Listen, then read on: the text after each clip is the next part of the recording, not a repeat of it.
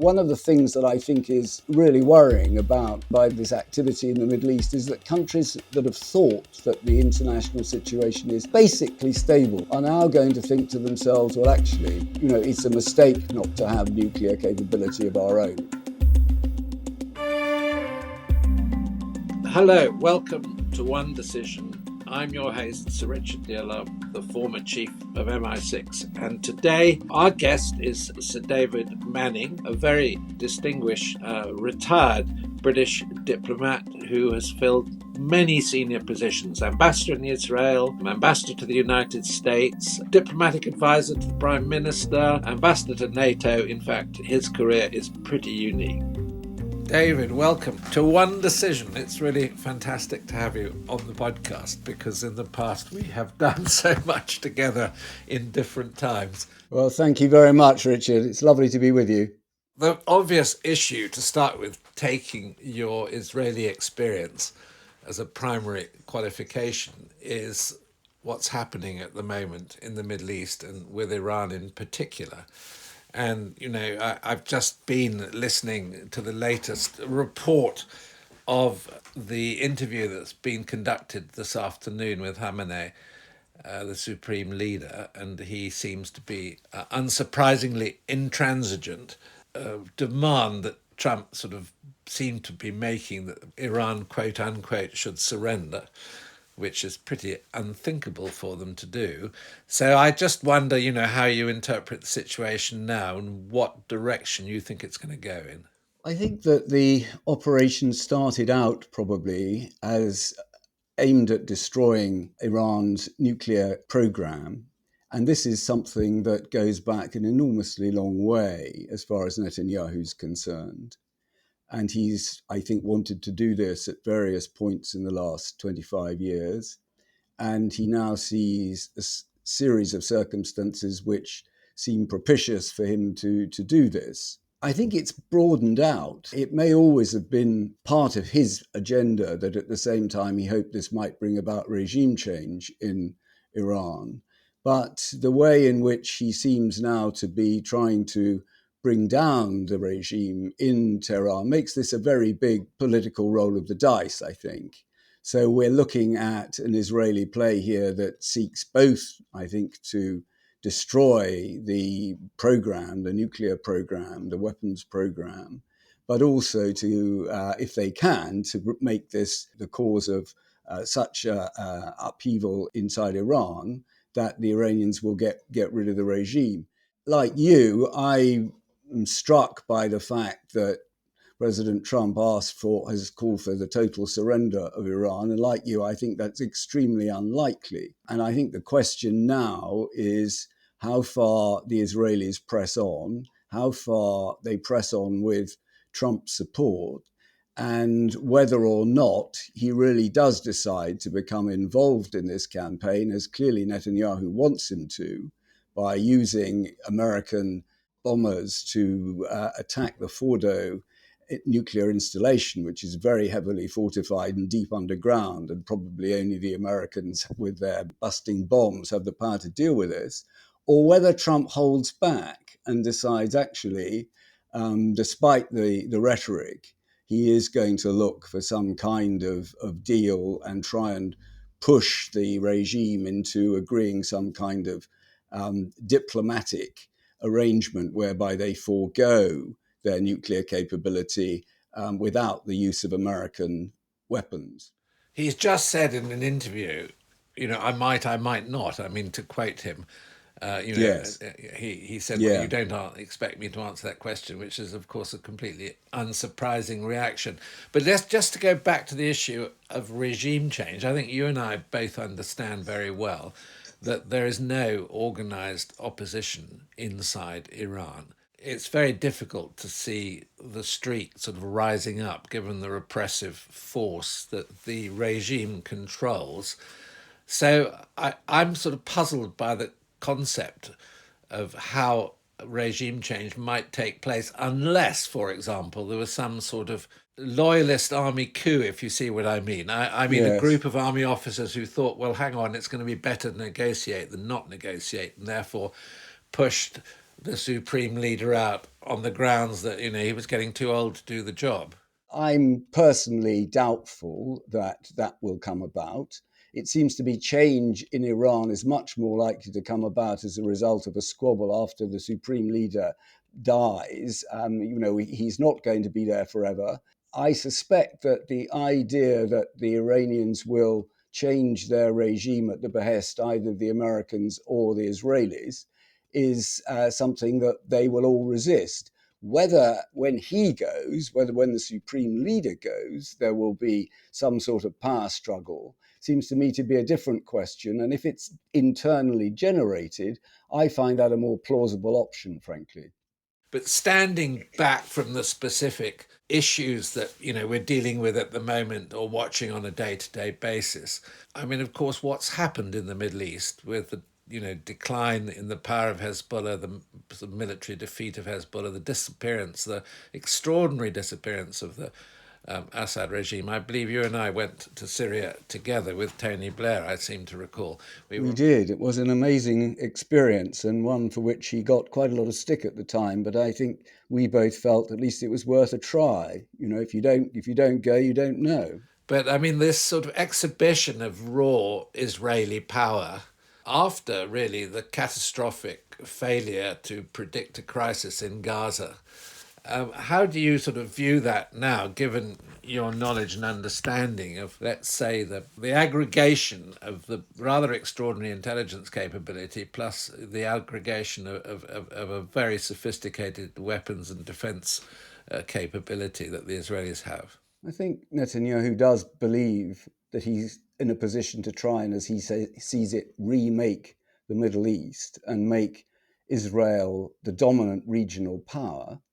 And the weakening of Hezbollah, Hamas, and so on has certainly encouraged that thought. My problem with this is that military dominance doesn't bring you political peace and prosperity. And I think one also ought to make a distinction between Netanyahu and other Israelis. We tend to think that Netanyahu's position on this is, as it were, the Israeli position. I think it's worth just remembering that quite a lot of Israelis don't agree with his approach. I don't think any of them would weep if the existential threat, as they see it from Tehran, is indeed dealt with.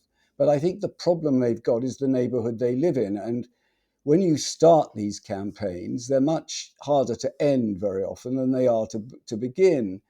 And Israel really needs a peaceful region and environment. And Netanyahu's view is, I think this can be delivered by military domination. And I think unless there is a political approach that goes with this military approach, the risk that Israel faces is of continued instability, perhaps low-grade terrorism, perhaps these are going to be cyber attacks, but whatever it will be, there will be no obvious peace. And the law of unintended consequences may also make the neighborhood more dangerous because others in the region may now conclude, well, they've got to have a nuclear weapon. One of the things that I think is really worrying about the attack on both on Ukraine by the Russians and by this activity in the Middle East is that countries that have thought that the international situation is basically stable, that there are rules of the road, are now going to think to themselves, well, actually, it's a mistake not to have nuclear capability of our own. I worry that what we've been seeing with the attack on Ukraine by Russia and by the instability in the Middle East, and actually possibly the threat that China poses to Taiwan, will make a lot of countries consider whether actually they do need their own nuclear weapons. And the period that we've lived through and that you and I worked during, Richard, where we relied on the Non-Proliferation Treaty to contain nuclear proliferation, it may be coming to an end. And then it becomes a much more dangerous world when you have multiple actors with nuclear weapons. So I think this is also a risk from the crises that we're witnessing at the moment. Do you think? I mean, the Saudis have been notoriously inactive during this whole period. They've kept pretty quiet, and they've made a few policy statements, but they haven't really done very much to frustrate Israeli activity. Do you think there's a chance that we might move back towards some sort of Abraham Accord, which the Saudis will exploit in a sort of revival of the relationship with Israel? Okay, I agree it's very difficult whilst the Gaza crisis is still running for the Saudis to do that. But it's extraordinary the way that they have sort of kept their powder dry and stood to one side. I mean, you and I, we visited Saudi together, I remember, and we both have that experience of dealing with the ruling family. And they, as long as they can keep control of their street, they are pretty autonomous in the way they decide their policy. I think this is a difficult crisis for the Saudis. I think it's something they really don't want. First of all, it's, as you say, very difficult for them to move any further towards rapprochement with Israel as long as you have the Gaza situation and as long as there is no commitment by the Netanyahu government to any sort of political process that might lead to Palestinian statehood, whatever that might look like. So I think that's one issue. Then on top of that, I think they've been cautiously moving to some sort of new relationship with Iran over the last 3 or 4 years, which I think has been motivated on both sides, actually. And now suddenly they find that there is this crisis and confrontation. And after all, Saudi's now bent on rapid development, economic development, social change.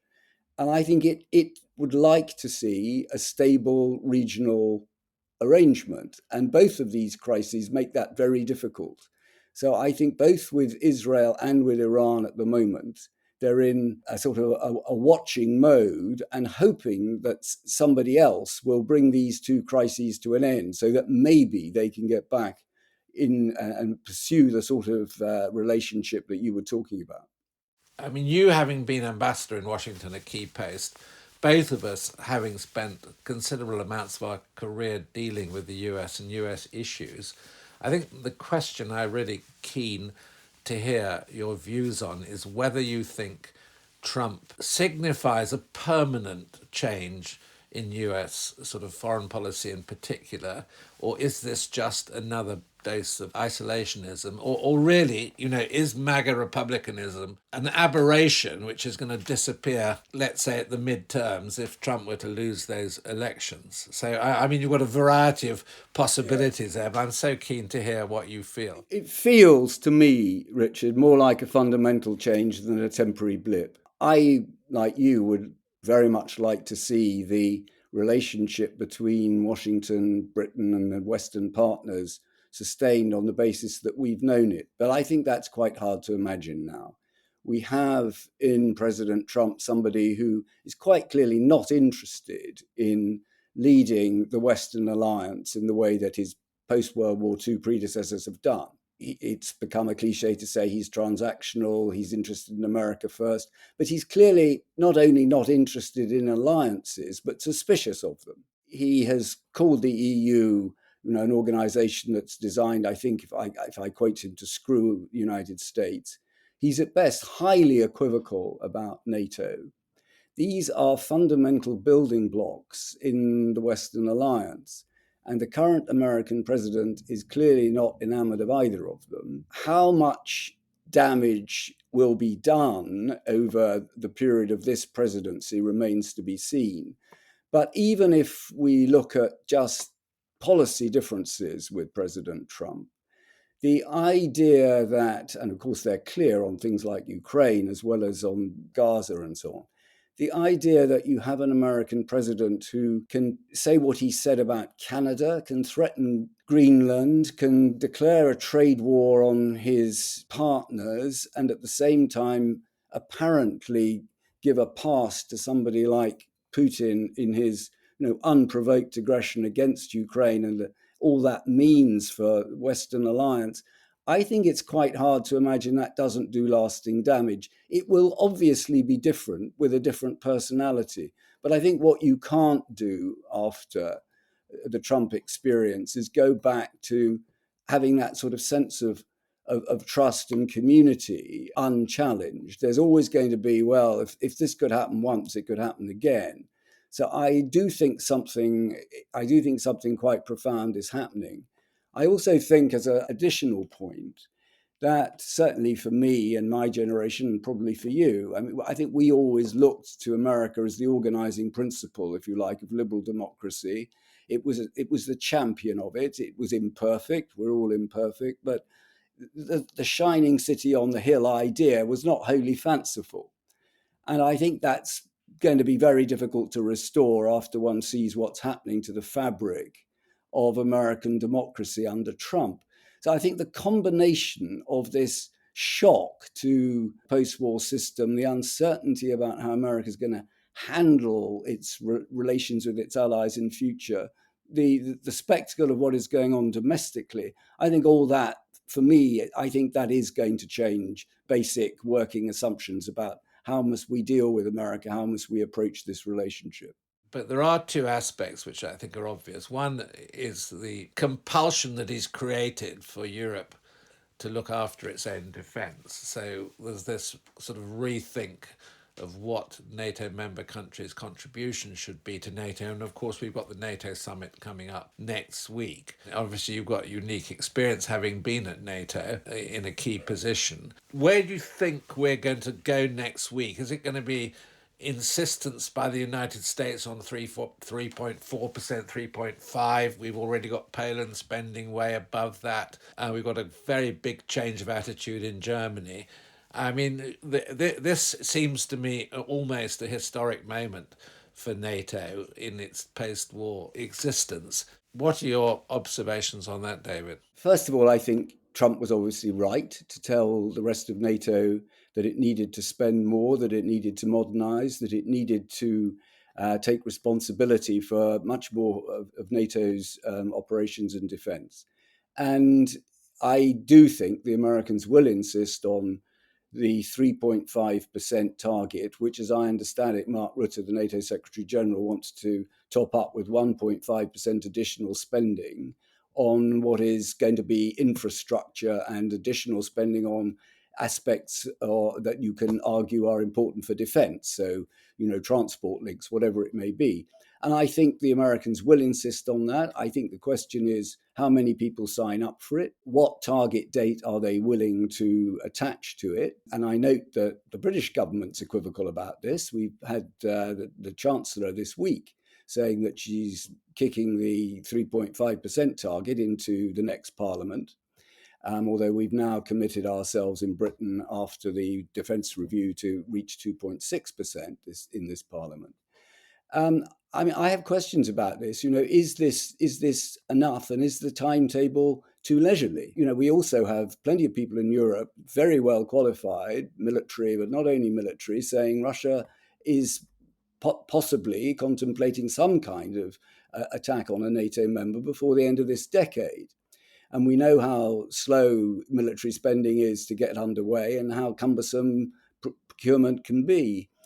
And I also think it's worth remembering when you and I were still working on issues like Eastern Europe, Richard, when I left Moscow in the early 90s, when I was there in the British Embassy, I think, I wouldn't die at the stake for this, but I think British defence expenditure was still 4%. And to think that we're now saying, when we have a war in Europe with the Russians rampaging in Ukraine and trying to destroy Ukraine, that it's a bit of a struggle to get to 3.5%, gives you some indication, I think, of the gap.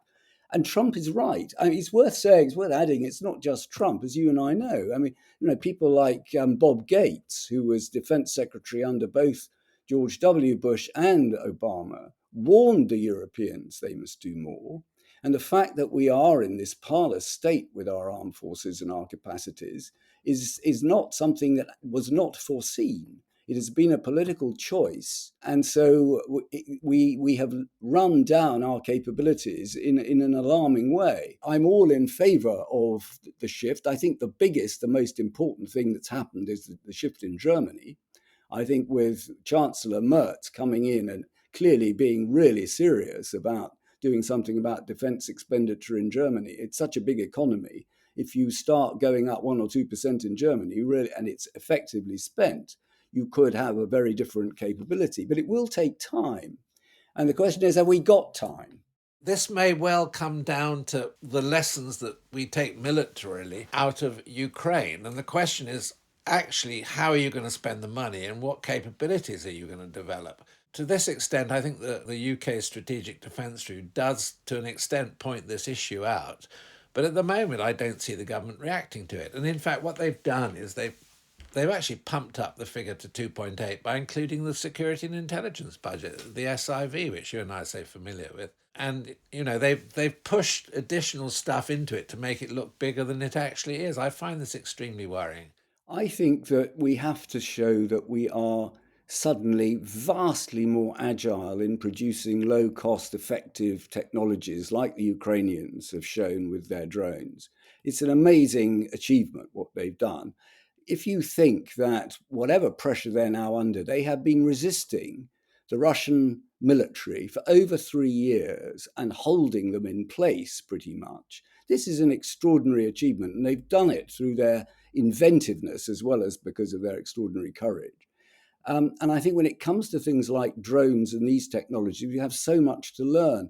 The trouble is, we do need the big platforms as well. We do need some kind of new capability that is between a strategic nuclear weapon and no nuclear weapon. There's a gap in our escalatory ladder.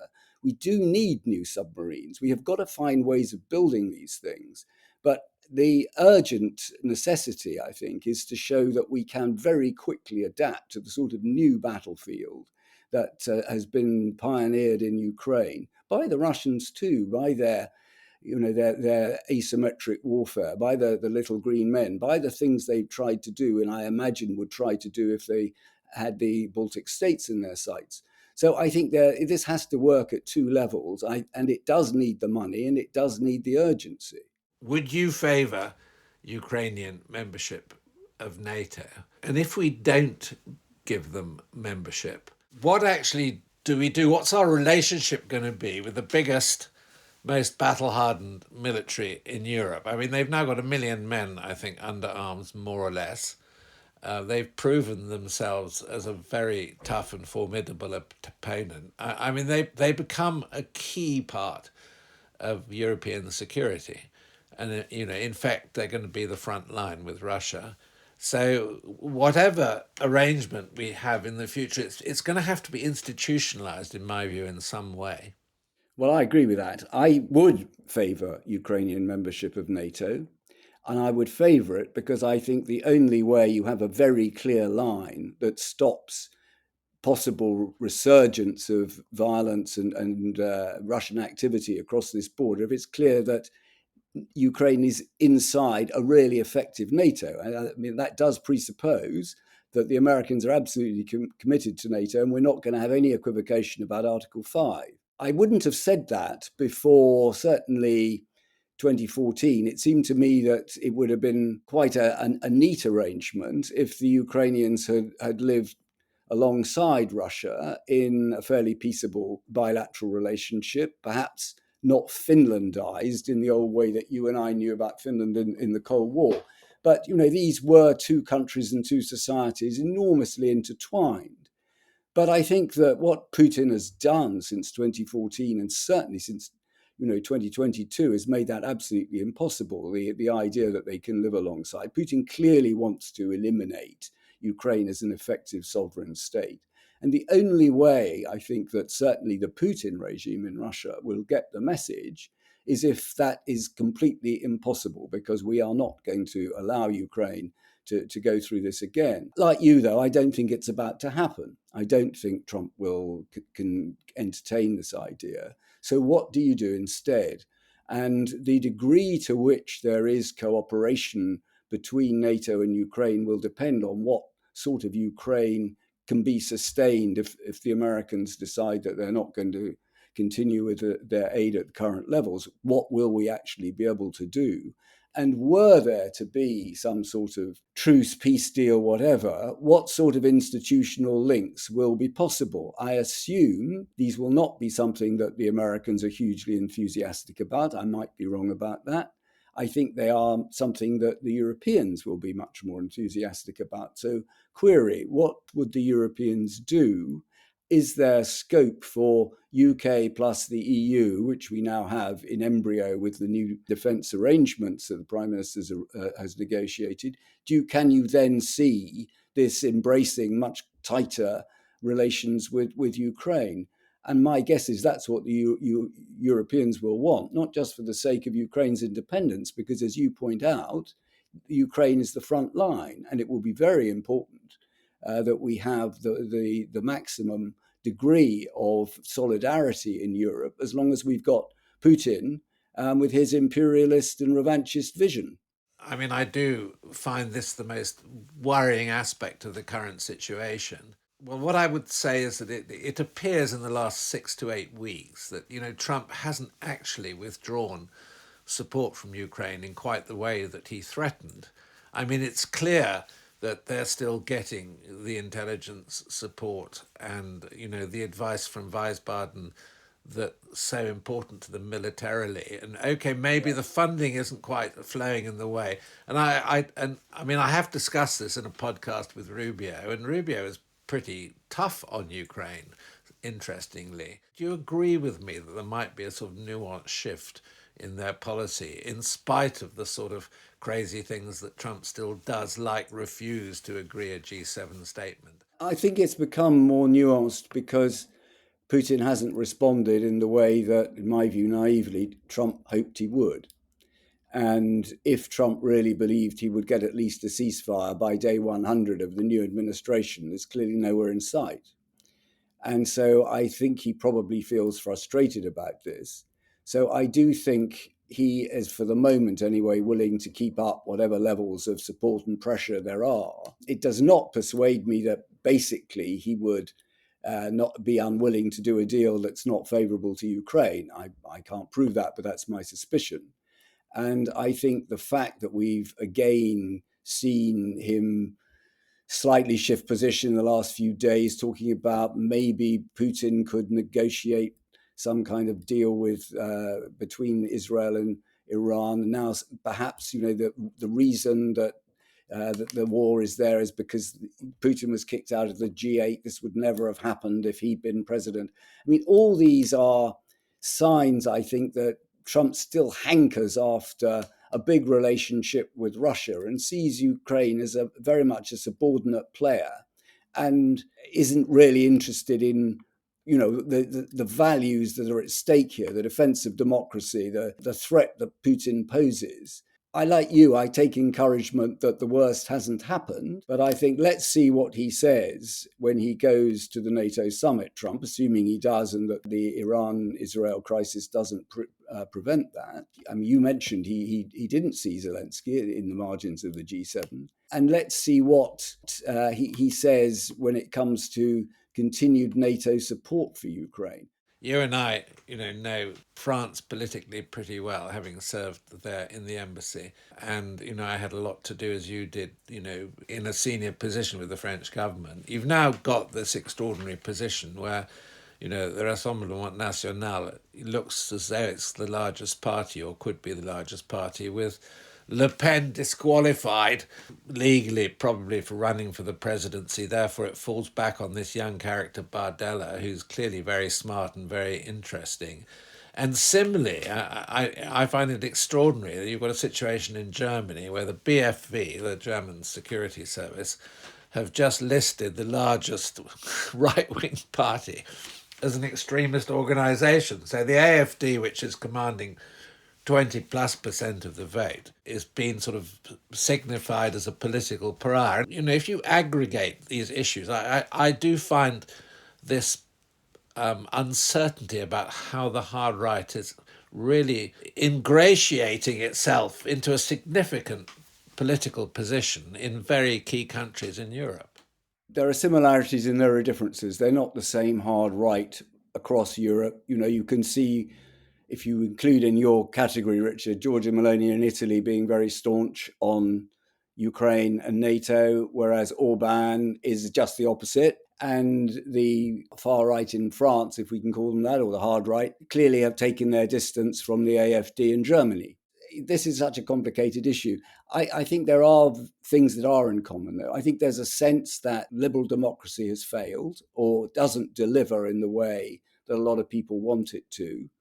And I think that's particularly the case when you have low growth, populations that expect more from a state that increasingly can't find the money to deliver it, and probably a series of politicians who make promises in government they can't deliver. I think structurally, both in Germany and in France, you've had government of the centre.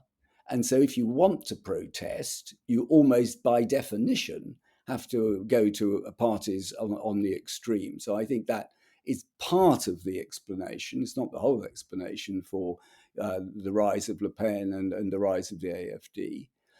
I think there's a feeling of precarity, of precariousness about life. It's not just that governments don't deliver, but, how am I going to get by? Am I ever going to get a house? I think there's also been a sense of rising inequality. It's not just the system doesn't deliver, but it's loaded against me. The 1% or the 0.1%, it delivers fine for them. They just get richer and richer. And my own view is democratic societies, you can have, of course you must have a gap. Aspiration means that there'll be a gap. But I think it's got far too big for many people to believe that democracy is working as it should be designed. I do think it's important that our politicians are more honest with us. I also think it's bizarre that we don't educate people to understand democracy and the difficulties of making modern societies work. As far as I'm aware, there's very little, as one might call it, civics taught in British schools. I think you have to try and address this question of inequality. And I think you've got to do more to take on the simplistic arguments and explain why simple solutions, which are actually, much more attractive than complicated compromises which have very little appeal. But I don't see any, easy fix for any of this. And like you, I look with disquiet at the rise of this across Europe. I was at this technology conference in California, and one of the themes that sort of came out of 3 days of discussions with some really extraordinary companies, putting forward what they were doing, was the sort of gap that's developing between the speed and the originality of entrepreneurship, particularly in a place like California, and the fact that government just can't keep up because of the complexity of modern government with the speed at which the circumstances around government are changing and developing. I mean, AI obviously being the most poignant contemporary example of that, but it isn't just AI, it's lots of other issues as well. And what we concluded as a sort of general point was this gap is widening and the business of government is becoming very, very, very difficult. And a lot of administrations really aren't up to managing the problems. No, I think the message to people that government is really hard is important. It doesn't mean it's an excuse, but it does explain why so many issues are difficult to tackle. And being elected and then being told you've got to sort out the impact of AI on contemporary society is a pretty tough proposition, even if you are highly technical yourself. And let's be candid, an awful lot of our MPs and ministers are not highly technical. And I'm sure that applies across most governments in Western democracies. You also have, I think, this phenomenon, I won't call them Western oligarchs, but you have governments who are now dealing with the people who are running some of these, these tech companies who are richer than countries.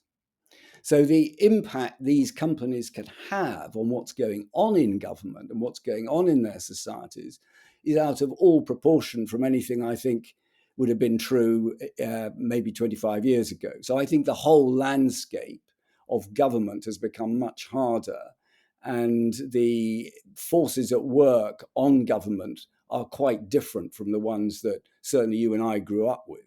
I was wondering whether you and I can remember any anecdotes from the times that we spent together travelling around the world, largely with Tony Blair. Or actually, you and I went and did certain things together, I seem to remember, particularly in the White House.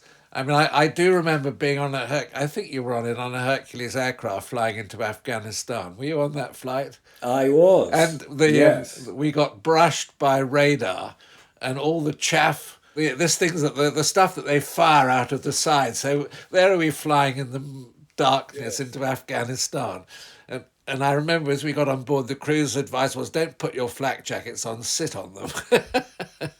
Yes, and I don't know if you remember when we arrived, Richard. It was the middle of the night because the Prime Minister wasn't allowed to visit during daylight hours. It was considered too dangerous, and we were briefed before we got off the plane. You must only walk on the paths that are designated because of the minefields and so on.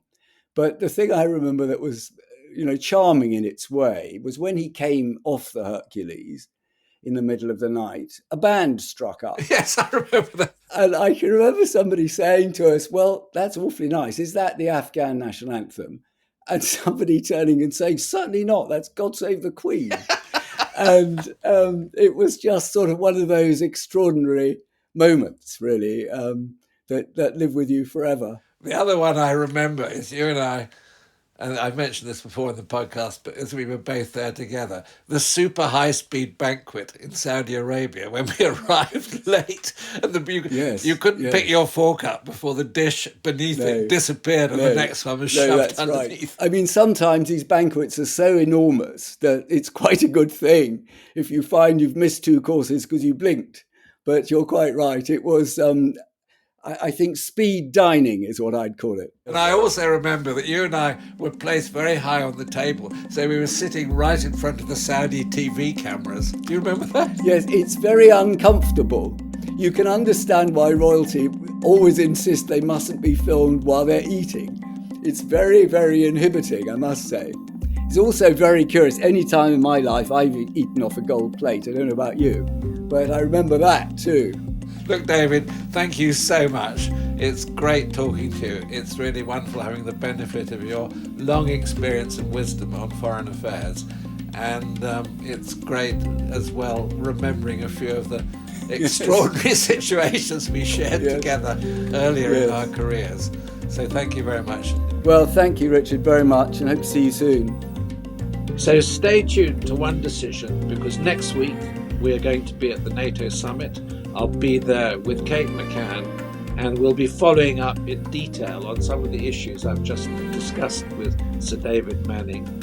That does it for this week's One Decision. If you enjoyed this conversation, be sure to subscribe to our feed on Apple Podcasts, Spotify, and wherever you get your podcasts for more in-depth conversations with politicians, military officials, world leaders, and more. I'm Christina Ruffini. For me and the whole team, thanks for listening.